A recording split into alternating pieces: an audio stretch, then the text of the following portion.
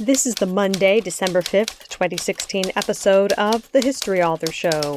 Visit our iHeartRadio channel or subscribe on iTunes to enjoy a brand new interview every Monday morning. Oh, New York ain't New York anymore. How I miss those old pals of mine. The sawdust is gone from the floor where we harmonize sweet Adeline. On the east side, west side, things ain't like before. There are tears in the eyes of the regular guys. Oh, New York ain't New York anymore. Mr. Vice President, Mr. Speaker, members of the Senate, of the House of Representatives, yesterday,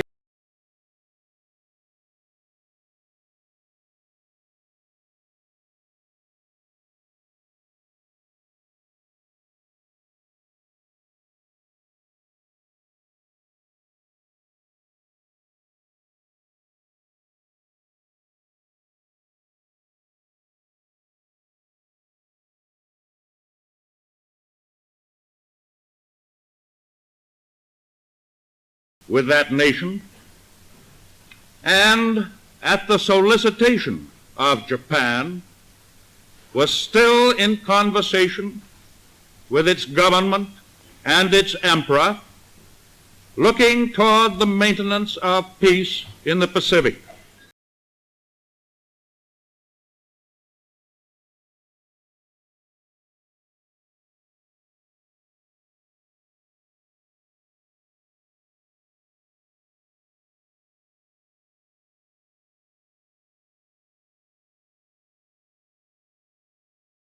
American ships have been reported torpedoed on the high seas between San Francisco and Honolulu. As Commander-in-Chief of the Army and Navy, I have directed that all measures be taken for our defense, but always will our whole nation remember the character of the onslaught against us. Hello and welcome. I'm your host, Dean Karayanis, and this is the History Author Show on iHeartRadio. That was President Franklin D. Roosevelt addressing a joint session of Congress after the attack on Pearl Harbor. This week, our time machine picks up a passenger who witnessed that day of infamy firsthand. He was born over a century ago, around the time T.R., Taft, and Wilson were competing for the presidency. Meet Lieutenant Jim Downing. At 19, he left his hometown of Oak Grove, Missouri, to enlist in the Navy, and Uncle Sam assigned him to the USS West Virginia as a gunner's mate, first class. Hawaii must have seemed like an ideal port of call for Downing and his new wife, Marina. But when the Empire of Japan attacked the U.S. fleet based there, it thrust the young couple and the nation into the Second World War. As Jim Downing ran to his battleship, nicknamed the Weevee, chaos exploded all around the harbor, and a Japanese Zero strafed him. But the bullets, mercifully, went over his head, digging a trench in the dirt nearby, and sparing him the fate of so many that day. Later, a tanker filled with aviation fuel, a plump target for the enemy, sailed slowly past the Weevee. As Jim waited for the explosion he was sure would kill him, he looked to the sky and said, "Lord, I'll be with you in a minute," a prayer he repeated every minute for the next half hour. But the Almighty, as he often does, had other plans. Today, Lieutenant Downing is 103 years old, and that lesson has become a central one in his long life, informing his work with the Navigators, a worldwide Christian ministry, and his career of public speaking. It's also worth noting that had Jim not been a newlywed on December 7, 1941, he'd have been with his shipmates on the Weevee that fateful morning, proof that for all the teasing marriage gets in sitcoms, it can save your life. In addition to fighting to defeat the Axis powers, Lieutenant Downing served as the commanding officer of his own vessel, during the Korean War. Then, in 1956, his ship stumbled upon the massive, top-secret H-bomb test at Bikini Atoll. 4, 3, 2, 1, fire. Jim soaked up 20,000 times the maximum recommended lifetime dosage of radiation. I guess comic books aren't the only place that heroes can face a nuclear blast and come out stronger than ever. For all of us who think we have a book in us, Jim Downing is living proof that it's never too late to start writing it. He just produced The Other Side of Infamy, My Journey Through Pearl Harbor and the World at War. Jim will speak at the 75th commemoration of the attack just a few days after we upload this episode. At the event, he'll be introduced by Gary Sinise. You may recall seeing Lieutenant Downing at President Obama's 2011 State of the Union address as a guest of Senator Michael Bennet. It was Jim's second State of the Union, having previously seen JFK address the nation. It may surprise you that Jim Downing is only the second oldest survivor of the attack, behind 104-year-old Ray Chavez of San Diego. When Jim went up to visit Ray, he joked that he might trip his fellow veteran just to claim the title of oldest survivor for himself. I guess you're never too old for a little black humor either. Well, let's travel back to Pearl Harbor on December 7th, 1941, and meet Jim Downing on The Other Side of Infamy. I'm honored to be joined on the line by Jim Downing, author of The Other Side of Infamy, My Journey Through Pearl Harbor and the World at War. Thank you so much for making the time to talk with the History Author Show, sir. Yeah, well, my pleasure.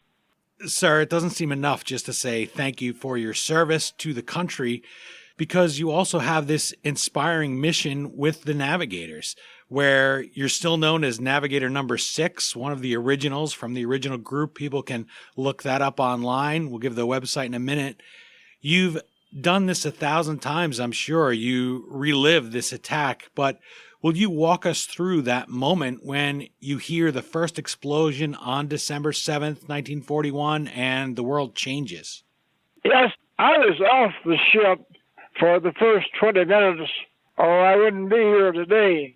The majority of the damage was done in the first 11 minutes. I, of course, was attracted to what was going on by the explosions, heavy gunfire.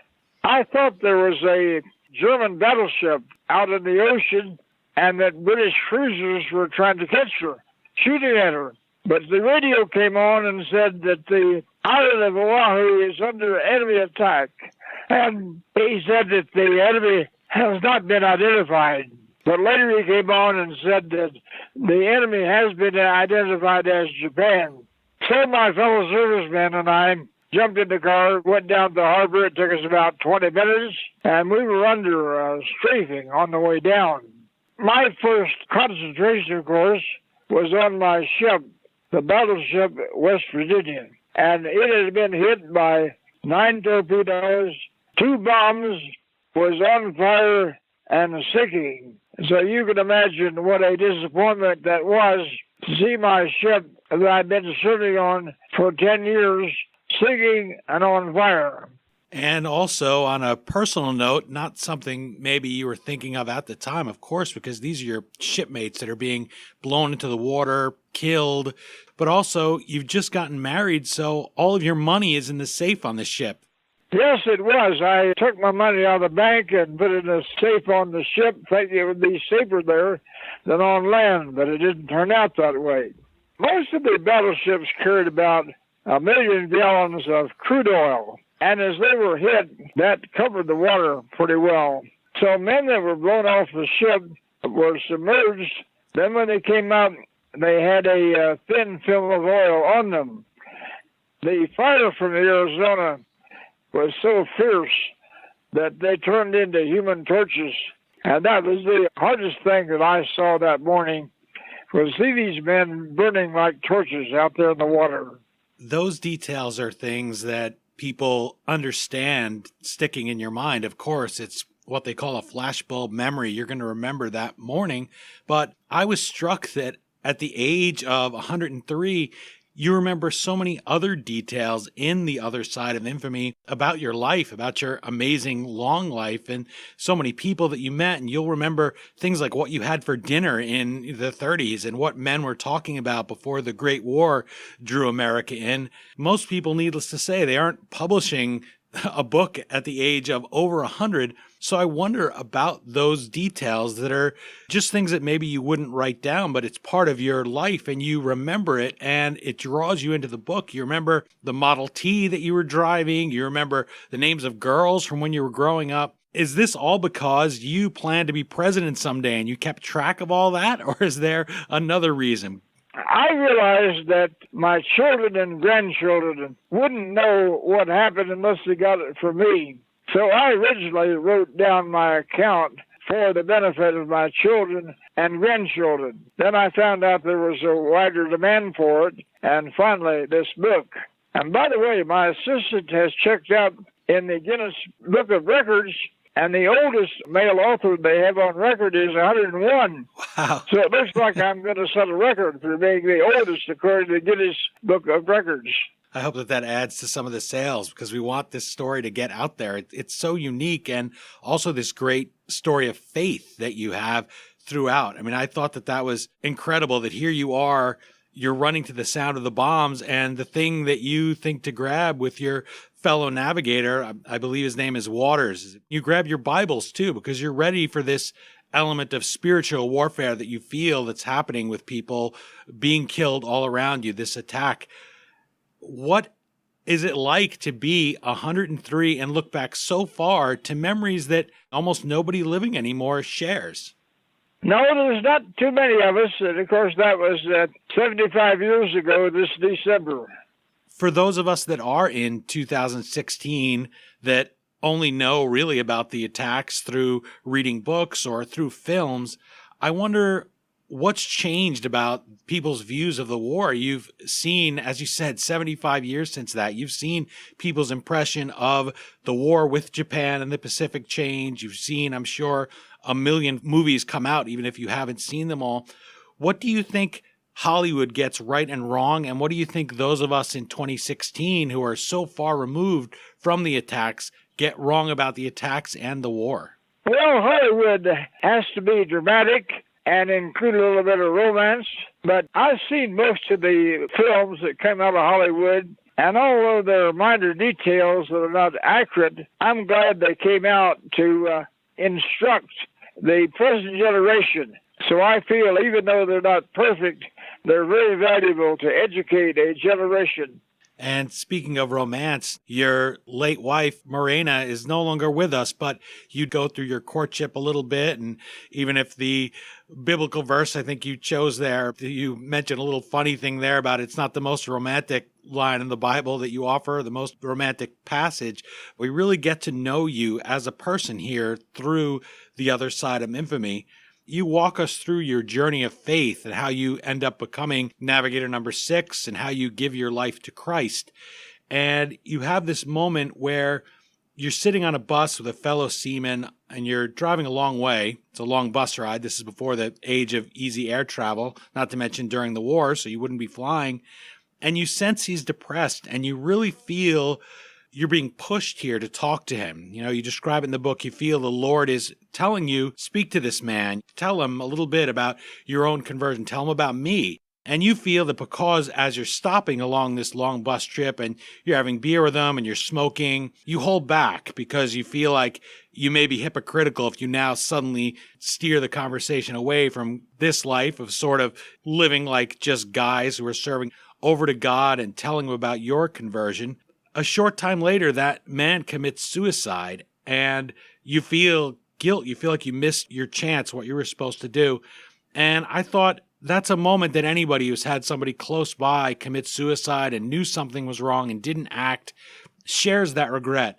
And I wondered if you would help us to learn what you learned from that moment with this man who's troubled in the middle of the war. How can we learn to seize those moments? How can we learn to listen if we're being told, be an instrument here for saving somebody's life? What can we learn in our own journeys when we are confronted with that moment on a bus? Yes, well, I think the main lesson I learned out of it is don't wait till tomorrow. there might not be a tomorrow. I did not realize that he was that desperate. That didn't come out in the conversation. But by smoking and drinking with him, I felt I had forfeited my right to speak to him about Christ. So when I found out he had jumped out the window of his hotel, you imagine how awful I felt that I'd had an opportunity the Lord gave to me, and because of my conduct, I didn't have the credibility to speak to him. That was a lifelong lesson I'm glad I learned early in my Christian life. Well, I certainly wanted to bring it up because when you read a book like The Other Side of Infamy that's somebody's memoir, you do hope you can draw something from it besides just history, besides certainly the entertaining, fun aspects of it, the look back. And this is something I really think that we could apply. You didn't have to share that with us, but you still, after 75 years, felt compelled to do this for him. And I wondered if there were other times when you had that opportunity that you maybe were more energized there to speak to people. What has your work with the Navigators been like on that score? How have you seen your involvement with the ministry change from World War II through to the current day when you're this incredible elder statesman? Well, I feel that the main message of the Bible is that we're to be witnesses of what we know and have experienced, and be sure to share with everybody that is open without being fanatics. I like to get acquainted with people to where they trust me and then give them the good news. I have a vow that I try to follow, and that is, I will not deny Christ by my silence. I will not deny him by my conduct when I can't get my own way. That's when we're most apt to lose our testimonies, when we don't get our own way. So that's the part of the vow I try to follow. Listeners, I think, and people who read history in general of the war may not realize the role that faith played in the war. I think a lot of people get it wrong. They don't understand exactly what the Axis was doing. They know even less about the Japanese Empire at the time than they do about Germany. We always tend to focus on the Germans, and we know that Hitler was really trying to co-opt the church. We spoke to Nathan Stoltzfus about his book, Hitler's Compromises, where he talks about this. Hitler trying to be the great seducer here and take over the church and perch himself in there. He kind of knows that this is a very Christian nation that he's leading, and he figures, well, if I can just get that raw material, people want to be obedient. I'll just sort of squeeze them over to being obedient to me, and he's going to claim to be the voice of God to the people. They say that there are no atheists in the foxhole. When you're throwing yourself there into the fight, you're on the deck of the West Virginia, you're fighting the flames. I wonder, what was your experience in the aftermath of the attacks? Did you find many people who'd sort of seen your quiet way of being a Christian, much the way you were brought to the faith by seeing the way that some of your fellow men acted? Did you find a lot of people coming to you where they've seen so much destruction on December 7th and asking you to speak to them about your faith? Yes, this idea of no atheists in the foxhole needs to be modified a little bit in my mind. I find that men in combat have a very fine sense of where there's real danger and where the danger is past. As long as there's real danger, they are reaching out to God. But the moment the danger is past, they revert to their old ways.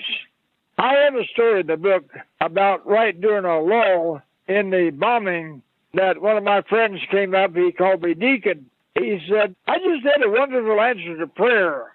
I said, tell me about it. He said, I got blown over the side, and as I was swimming ashore, I ran out of breath. I knew it was those cigarettes. So I told God, if he'd just give me enough breath to get ashore, I'd never smoke again. My eyes trailed down his arm, and I said, what's that between your fingers? It was a lighted cigarette. So his vow didn't last too long. We kind of find a way to talk ourselves out of it later and look for signs and things like that. You've lived 80 plus years as a Christian. You write in the book, I am not a perfect Christian. You're still working on it. What do you say to, gosh, if a guy who's 103 cannot get it right, what hope is there for us at 20 or 40 or 50 or any age because you've been at it so long? How do you explain that and kind of debunk that notion, I think, is your goal? Well, this primarily has to do with forgiving the enemy. When I met Captain Fushida, who led the raid, my eyes kind of went upward. The last time I saw him, he was bombing a ship alongside my ship. It's natural for people of different nationalities to love each other. They're curious. They want to learn on a people-to-people level. But in almost every generation, there's some ambitious tyrant that poisons the minds of the people, leads them astray through propaganda and lying. So that's the person I have trouble forgiving. As I got better acquainted with Fushida, I'm convinced he had genuine remorse for what he had done. So I could forgive him. But it wasn't until I felt he was genuinely remorseful for what he had done. He was a victim of leaders who led him astray. So you can see that I'm very forgiving of people, but not of their leaders that lead them astray. Well, you're still a human being, and I think that that's something that people, when they look from the outside and they're looking for a brick to build up that wall between them and any kind of faith or relationship with God, they seem to say, well, there's lots of Christians that do things wrong. There's lots of people in any faith that they'll say, well, they do things wrong, so therefore that's not a good one. I'll just avoid that, or whatever they think. This is something very frank that you share in the book. You say, I couldn't bring myself to shake this man's hand. The West Virginia was your home. You lost 105 men, and because you do the mail on the ship, you distribute the mail, you knew them all at least by their names. And so that's a moment where you describe in The Other Side of Infamy your own weakness. You say, I know what I should be doing, and yet your wife greets Fushida and you're not able to do it, even though you find that he's converted to Christianity, which I think will surprise people. How did you get to know him later and allow yourself at least to be open to that and try to overcome the lack of forgiveness? He became an evangelist, and our paths crossed several times. So once I believed he was really remorseful, as I said, I could welcome him as a brother. And unless his leaders had a similar experience, I can't forgive them for all the tragedy they caused. I want to go back to December 7th, the first moment someone's bombing your ship and you hear explosions and you're in the Navy. There's also one Army man there with you, I believe. You do grab your Bibles, you run to the harbor, but it's very quickly apparent that that's not going to be the main thing you're going to need if you're going to stay alive. People have varied reactions to that detail because it is unlike anything I have ever read before, certainly, and it seems counterintuitive. You have that moment then when you come under fire and you think that's it for you. You think that your number is up. So describe that. Describe how you get out of it. And a little more after that moment, we brought people to the ship. How do you end up on the deck, and how do you end up fighting that day? What comes after that when this plane, these Zeros are bearing down on you? Well, ever since I became a Christian, I'd studied the Bible. I knew about heaven. My feeling is that life on this earth is about a meaningful relationship with God, with family, and with friends. I think heaven is just a continuation of that, of a meaningful relationship with God, family, and friends. I think I felt maybe like D.L. Moody. He said, heaven is my home, but I'm not homesick. So I knew if God, it was his time, I'd be taken home. So I didn't fear it. Like Paul, I knew I'd be better off in that. That's a much different perspective than people that are afraid what's going to happen to them after they die. My guest is Lieutenant Jim Downing, the second oldest survivor of the Pearl Harbor attacks, and also, as we just learned, the oldest man to publish a book, which is another feather in your cap. He recounts these and his long life of experiences related to his journey of faith and also in the Navy in his book, The Other Side of Infamy, My Journey Through Pearl Harbor and the World of War. Denise of the 100 Pages Per Hour blog writes of The Other Side of Infamy, quote, If you are a history buff or like to learn about World War II, I highly recommend this read. But I also recommend it to anyone who wants to learn what it is like to become a Christian and lead others to Christ during one of our country's most difficult times, unquote. As I mentioned earlier, you once entertained the idea you might run for president yourself. That was your plan, and life kind of intervened. There was much trepidation about President Obama's later visit to Hiroshima and concern that he might apologize for the bombings that ended the war with Japan that they had started at the Pearl Harbor attack that you witnessed. So what are your feelings on the use of the atomic bombs and those who didn't face President Truman's awful decision, who kind of second-guess history here from the comfort of 2016? Yes, I was glad that he did not apologize. Now, there are various estimates of what had happened if the Americans had to invade Japan on the beaches. And the estimates run about 1 million American casualties and 400,000 Japanese would have been killed if we had made a landing. So as horrible as the bombs were, the number was much less than that. So it was a tough decision, but I think it was a right decision. And maybe I'm not totally objective, but I would have been one of those million of casualties on the beaches of Japan. So I was glad that this weapon came into use so the war could be stopped, and I hope it is never used again for any reason, any place in the world. You write in The Other Side of Infamy that after the Iron Curtain fell, America was fighting two wars, one against communism and the other against spiritual darkness. This idea that feeling that there's this bigger picture going on. It's not just invasions and fighting and bombs. It's souls that you're believing. People need to be brought to being better people.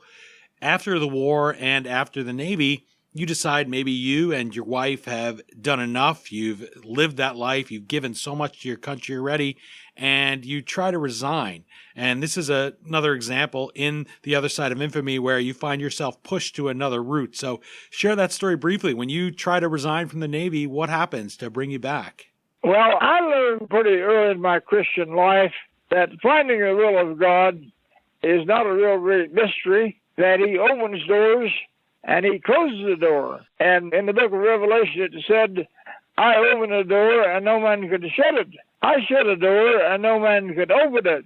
So when I decided to leave the Navy, I got a tremendous offer from the Navy. And it was such a big open door that I recognized that as a signal from God for me to take this job as an advisor to the Venezuelan Navy in South America. So that's what I look for, is a closed door and an open door, and I felt by that he was closing the door for me to leave the Navy. And that was something hard to do, right? They didn't usually allow somebody to rescind, or they didn't usually rescind a letter of resignation. So this was really a first for you. Talk about the door being thrown open for you. They agreed to tear up the letter. Yes, I thought there'd be a problem when I withdrew my letter, but they wanted me in South America so bad, somebody tore it up. In The Other Side of Infamy, you recount several times when you think your life is over, starting from hitting the dirt there during the Pearl Harbor attack with the plane strafing you. Another, incredibly, you talked about the nuclear bombs and hoping that they're never used again, is when you soak up the fallout from a massive H-bomb test in the Pacific. I believe it's the largest bomb test ever. And you've lived to 103, which seems impossible. You soak up all these rads of radiation. And I wondered, do you ever stop and think of the surprise that your doctors would have had at the time to know that you've lived to 103? Well, the reaction of the doctors when I've told them I deserve some kind of compensation for the awful dose of radioactivity that I got, they look at me and say, we ought to do this to everybody. As much benefit as been to you. So I don't get much sympathy from the Navy Department about the damage done to me. Although a lot of my co-laborers did suffer, all of us had a remarkable drop in white blood cells and a rise in red blood cells. And I recovered normally. Not everybody did. I've heard you say that, as you write in The Other Side of Infamy, weakness invites aggression, so does appeasement, unquote. When I interviewed 93-year-old Roger Boas, a veteran of Patton's army in the European theater, his book is Battle Rattle. He talks about the aftermath and the effects of him being mustered out of the service. I asked him the flip side of that question, and that is, how do we avoid reacting to every crisis and every despot as if we're meeting him at Munich? Meaning, how do we know when to turn that other cheek when somebody is being aggressive and try to use diplomacy and find common ground? I mean, diplomacy is not necessarily a catch-all. It's not a switch you throw. But it started me thinking, reading The Other Side of Infamy, as when I read Roger Boas's book, Battle Rattle, this idea of, when is that gesture going to be interpreted as weakness to negotiate or to give somebody half a loaf of bread, let's say? Your long life of experience, I wanted to ask you if you have the answer to that or can give us some wisdom. How do we know when we're inviting aggression by weakness, and how do we know when to turn the other cheek in international matters? Well, I feel that the only language that ambitious tyrants have is force. President Ronald Reagan had a policy of peace through strength, and he coined the phrase, weakness invites aggression. Our potential enemies have good spy rings. They know what we can do, and as long as we can equal or out-arm them and be ready, they will be cautious. So we don't take a chance on appeasement or weakness. Be strong, and they know it, and that we're not afraid to use the weapons we have. That was really something that you experienced in the run-up to the war. You don't know that the war is coming, but tell us, what was the prevailing feeling about the Japanese? Because I think this is one reason there's always conspiracy theories about things like this, because nobody can believe afterwards that we didn't expect an attack to come. Whether it's 9/11 or whether it's Pearl Harbor, people think you must have known. Somebody must have been able to connect it because it seems so vivid in the aftermath of it. So what was it, do you think, that left us so exposed to this attack? Was it just that we didn't think the Japanese would come all that way, or that they had the capability? Was it just feelings of negativity towards them as a people that we thought, well, they're just going to stay over there in Asia? Why was it? Well, how do we leave our shorts down with an eye towards how can we avoid that in the future? I think I know what causes war, and it can be summarized in one word, and that's the word greed. There are world leaders that raise up that are greedy for power, greedy for reputation, and greedy for territory. So when we have people with that known ambition, why, we can't appease, we can't take it easy. And both the Germans and the Japanese had published ambitions to rule the world. And today, if I understand what I read correctly, we have nations like that, are greedy for power, greedy for territory, and we must arm ourselves so strongly that they will not act. I saw a no parking sign the other day, and it said, "Don't even think about parking here." And I think we need to remain so strong in space, in cyberspace, in the skies, on the ground, on the sea, and under the sea, so strong that no dictator will even think about attacking us. Can you describe the feeling that you had when victory finally comes? Because I think when we picture it, again, I'm asking you a lot of things here to give us the firsthand perspective, because we know from movies and newspaper covers and looking at pictures here in Times Square, a few blocks from where I am now, and it all looks like it's a big party, but there was great sacrifice. And I wonder if you, in closing, would talk about that other side of infamy, to use the title of your book. What was the feeling that day? I mean, yes, you're happy that the war is over, but such a huge cost. So many men you knew, the West Virginia that had been your home is gone. These men that you'd known and fought with for all these long years, you're there at the dawn of the war, all the way through until the end. What was that other feeling that you had when the war ended? beyond the jubilation of it being over? Well, I know in the closing days, when both the Germans and Japanese realized they were losing the war, they tried to negotiate where they would come out of it with a great deal of their power. I'm glad our government stood strong and said, unconditional surrender. Only way we'll stop fighting.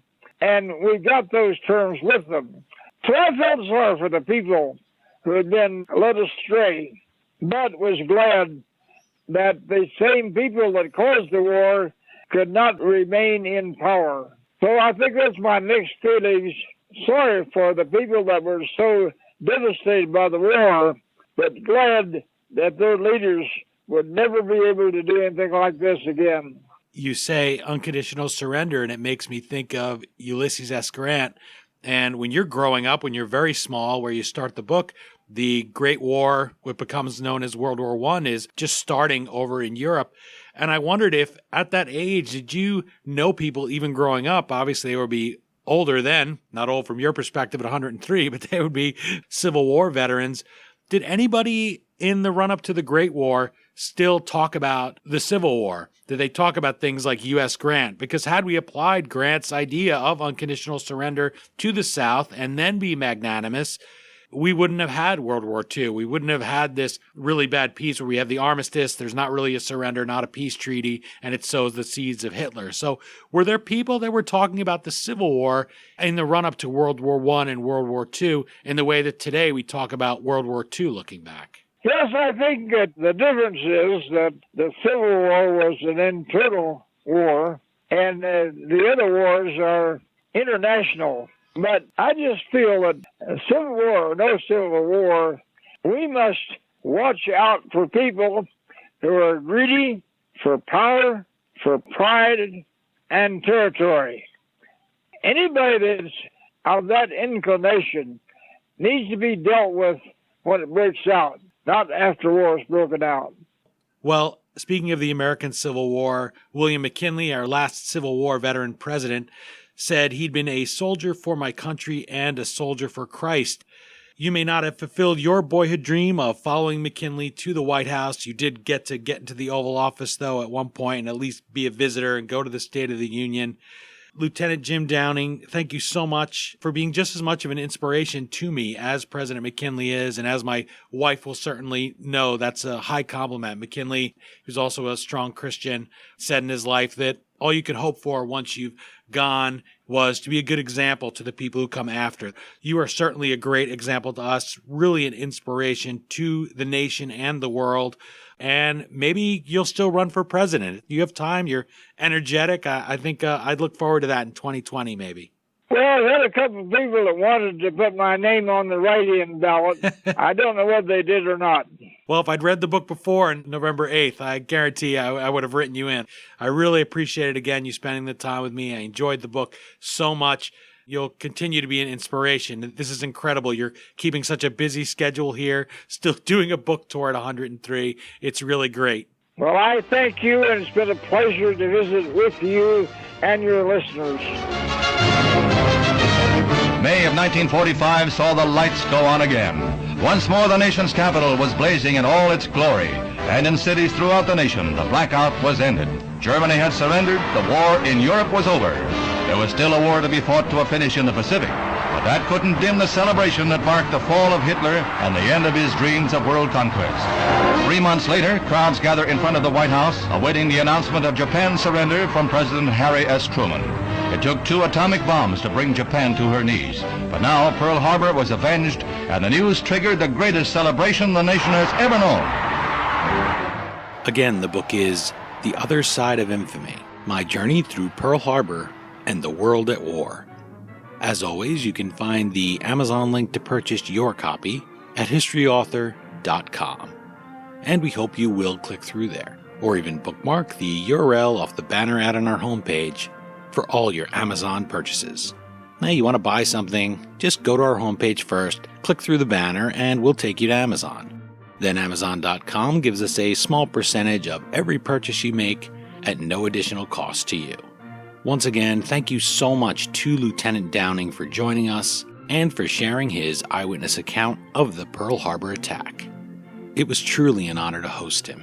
My only regret is that his wife Morena isn't here to see her husband become what hopefully will be a best-selling author. I would have liked to meet her too, but the book was the next best thing. To learn more about the unique journey of faith Navigator number 6 has taken in his long life, visit navigators.org. We can all benefit from his wisdom and example, no matter where we are on questions of faith. And while you're online, I hope you'll let us know what you think of the book and the interview on Twitter at HistoryDean or Facebook.com/historyauthor. Don't forget to catch Jim's speech at the 75th commemoration of the Pearl Harbor attacks. I'll post a YouTube video on Facebook as soon as I can get one, and I'll be tweeting that out too. For my interview with Roger Boas, author of Battle Rattle, about the time he spent with General Patton's army in the European theater, dig back into our archives wherever you're listening, or stream the chat at historyauthor.com. Many shows shy away from older guests. I know from my time in TV that how you look and how you sound is much more important to the senior producers and other higher-ups than your experience or what you have to say. But those of us who love history are excited and in awe of men such as Roger Boas and Jim Downing.